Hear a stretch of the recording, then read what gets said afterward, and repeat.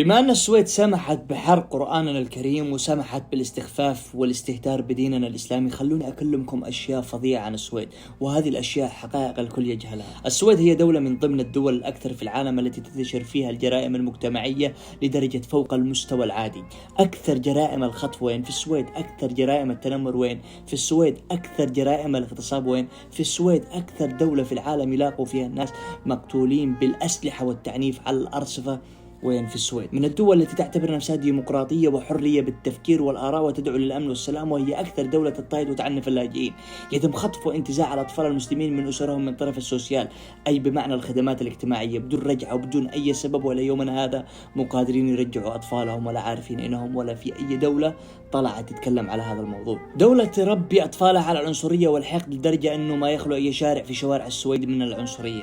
السويد هي من الدول الإسكندنافية التي تعتبر حالها ويلفر ستيتس، يعني دول رفاهية تم تأسيسها بالستينات. من بعد الستينات بدأت هذه الدولة تتطور شكليا وتتعفن داخليا، جماليا لوحة فنية، ولكن هذا الجمال عاد بنتائج قذرة على المجتمع وسكانه. هذه الرفاهة جعلت المجتمع يعتمد فقط على الحكومة، بمعنى الحكومة أخذت فلوس المواطنين بنسبة 90% وبدأت تصرف على المواطنين كأنها أب لهم، وهذا شيء جعلهم يعيشوا بدلع لدرجة أن هذا الدلع جعل أغلب سكانهم يتحولوا جنسيا. السويد هي الدولة الأكثر عالميا التي تواجه حاليا أزمات داخل وخارج المجتمع بسبب السياسات الفاسدة والقذرة من بعد الانتخابات، وعشان تحل أزماتها في المجتمع تقوم بعملية اضطهاد الإسلام والمسلمين لتجعل المجتمع يرى أنها دولة تحترم الآراء وتحترم التعبير عن الرأي.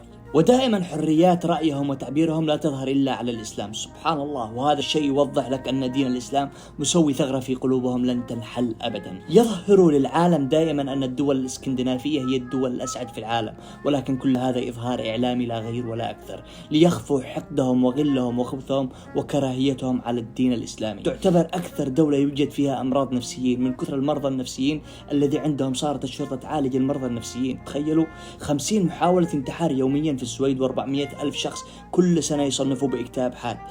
أفكر أن أنا أقاطع دولة ومنتجات السويد، ولكن اللي فيكم يكفيكم. خلونا نشوف حرية رأيكم بشيء ضد أي ديانة أخرى، فقط كل حرية التعبير عندكم ضد الإسلام فقط. فدولة السويد دولة من ضمن 20 دولة قذرة، وأكثر من ضمنها الولايات المتحدة الأمريكية.